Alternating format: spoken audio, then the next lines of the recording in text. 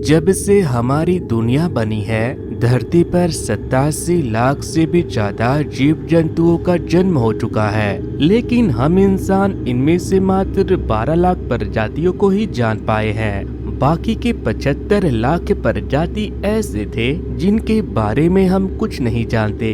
अगर मैं आपसे कहूं कि यदि बिगफुट, चुपाकाब्रा और वेयरवुल्फ जैसे क्रिएचर इनमें से ही एक है, तो शायद ये गलत नहीं होगा। तो दोस्तों, आज मैं आप लोगों के लिए लेकर आया हूं एक ऐसे ही खौफनाक क्रिएचर की स्टोरी को, जिसे सुनने के बाद आपकी हड्डियां तक कांप जाएगी। दरअसल ये कहानी मुझे मेरी नानी सुनाया करती थी।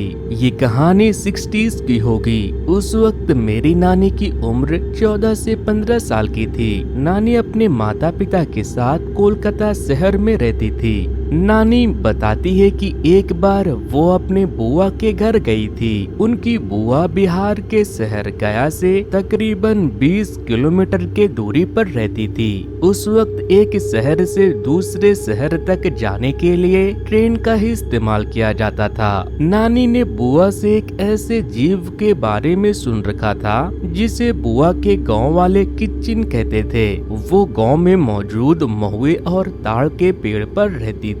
मेरी नानी पहली बार अपनी बुआ के ससुराल गई थी, इसीलिए बुआ और उनके बच्चे बहुत खुश थे। लेकिन बुआ अक्सर शाम को सूरज ढलने के बाद नानी और अपने बच्चों को घर से बाहर जाने से मना करती थी, क्योंकि नानी के वहां आने के कुछ महीने पहले ही एक 8 साल के बच्चे का कत्ल हुआ था। उसके शव को देखकर ऐसा लग रहा था जैसे किसी जानवर ने अपने दांत से काटकर उसका गला फाड़ दिया हो। गांव के कई लोगों का मानना था कि ये काम किच्चिन ने ही किया होगा, मगर कुछ लोग ऐसे भी थे जो कहते हैं कि किच्चिन के हाथ होते हैं। अगर उसे मारना होता तो वो अपने हाथों से मारती। ये काम जरूर गांव में मौजूद किसी पागल कुत्ते या फिर किसी अन्य जानवर ने किया होगा, जिसके बाद गांव वाले गांव में मौजूद एक पागल कुत्ते को पकड़कर उसे जान से मार देते हैं। नानी बुआ के घर 20 दिनों तक रहती है और हर दिन गांव वाले उन्हें किच्चिन से रिलेटेड कुछ न कुछ कहानियां सुनाते रहते हैं। उनका मानना था कि किच्चिन महुए और ताड़ के पेड़ पर रहती है।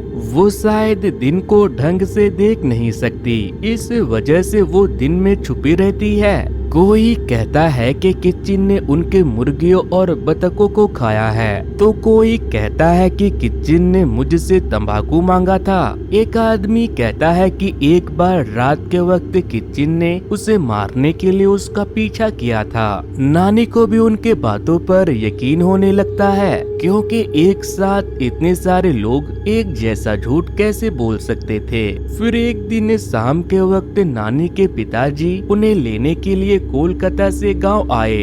वो अगले सुबह ही नानी को वहां से लेकर जाने वाले थे। इस वजह से बुआ ने नानी का सारा सामान पैक करना शुरू कर दिया और रात के वक्त ही नानी को अगले दिन देने के लिए मालपुए बनाने लगी।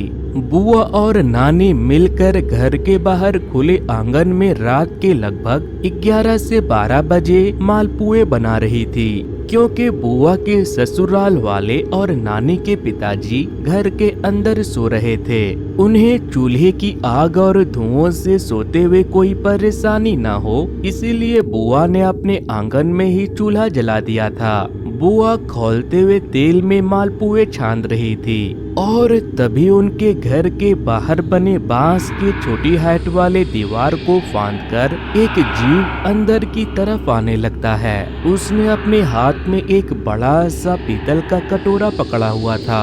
बुआ नानी का हाथ पकड़ लेती है और उससे कहती है कि उसे मत देखो। नानी समझ जाती है कि ये वही है जिसे गांव वाले किच्चिन कहते हैं। नानी उसे नजरें छुपाकर देखने लगती है। वो किच्चिन लगभग 4 फीट की थी और उसने कोई भी कपड़ा नहीं पहना था।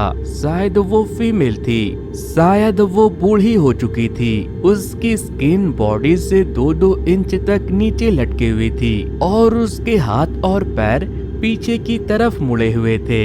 वो बुआ और नानी के पास आकर अपना कटोरा आगे बढ़ाती है और उनसे कहती है कि मुझे भूख लगी है, थोड़ा सा मालपुआ मुझे भी दे दो। उसकी आवाज बहुत ही अजीब सी रहती है, मानो कोई बूढ़ी औरत के गले में कुछ फंस गया हो और वो बोलने की कोशिश कर रही हो, मगर बुआ कढ़ाई में खौलते तेल को डब्बू से निकालकर किचन के ऊपर फेंक देती है, जिसके बाद वो किचन किसी जानवर की तरह चीखने चिल्लाने लगती है।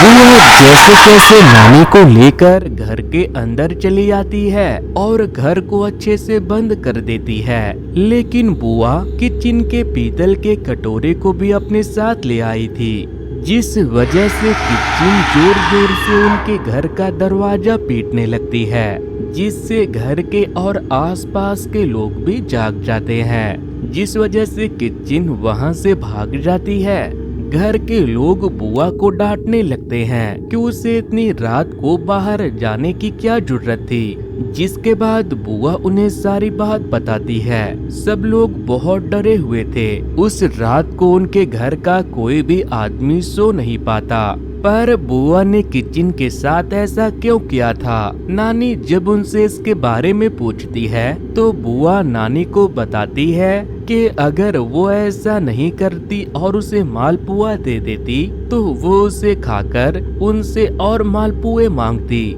और जब सारा मालपुआ खत्म हो जाता तो वो बुआ और नानी पर हमला कर देती। सुबह होती है तो नानी के पिताजी उसे लेकर कोलकाता वापस लौट जाते हैं, लेकिन बुआ के किचन को जलाने वाली बात पूरे गांव में आग की तरह फैल चुकी थी। नानी बताती है कि कुछ दिनों के बाद रात के वक्त वो किचन दोबारा बुआ के घर पर गई थी और उनके दरवाजे पर खड़ी होकर कह रही थी कि मैंने तुम्हारा क्या बिगाड़ा था, तुमने मुझे जला के अच्छा नहीं किया। साथ ही वो कह रही थी कि मुझे मेरा कटोरा वापस लौटा दो वरना तुम्हें मेरा श्राप लगेगा, लेकिन बुआ और उसके घर वाले दरवाजा ही नहीं खोलते और न ही उसका कटोरा लौटाते हैं। किचन रात के वक्त बुआ के घर के बाहर हर कुछ दिन में आ जाती थी और उनसे अपना कटोरा मांगती थी, लेकिन बुआ ने उससे उसका कटोरा नहीं दिया। फिर एक दिन कभी बीमार ना पड़ने वाली बुआ की तबीयत बहुत ज्यादा खराब हो गई, जिससे कि कुछ ही दिनों में बुआ की मौत हो गई। गांव के कई लोगों का मानना है कि बुआ ने किचन का कटोरा अपने पास रख लिया था, जिससे कि उसे किचन का श्राप लग गया और वो मर गई। लेकिन उस कटोरे को उनके घर के लोगों ने कभी भी नहीं फेंका, क्योंकि वो सोचते थे कि अगर कभी किचन ने उन पर हमला किया तो वो उस कटोरे का उससे सौदा करके अपनी जान बचाएंगे। अभी भी बुआ की बड़ी बेटी के पास वो कटोरा मौजूद है, जिसे उन्होंने संभाल कर रखा है। बुआ के गांव के कई लोग कहते हैं कि बुआ की जान बीमारी से नहीं गई थी, उसे मारने वाली किचन ही थी। पर सच क्या है ये कोई नहीं जानता। आपको क्या लगता है? आप अपना जवाब हमें कमेंट करके जरूर बताना। मौजूदा समय में उस गांव के कुछ लोगों का मानना है कि किचन इंसानों की तरह दिखने वाली एक प्रजाति थी जो विलुप्त हो चुकी है। उस गांव के साथ साथ बिहार में और भी कई ऐसे गांव हैं जहां पर किचन देखे जाने का दावा किया जाता था, लेकिन वक्त के साथ साथ ये कहानियां धीरे धीरे। तो दोस्तों, अगर आप ऐसे ही सच्ची घटना पर आधारित डरावनी कहानियां सुनना चाहते हो तो इसके लिए आप मेरे YouTube चैनल को जरूर से सब्सक्राइब कर दो। वैसे आप अपनी कहानियां भी हमें भेज सकते हो, जिसे मैं बाकी के लोगों को सुना सकूं। इसके लिए आपको मेरे अबाउट सेक्शन में दिए गए मेल पर मेल करना होगा। आशा करता हूं कि आपको मेरी नानी की ये कहानी जरूर पसंद आई होगी। फिर मिलूंगा किसी और डरावनी कहानी के साथ, तब तक के लिए गुड बाय।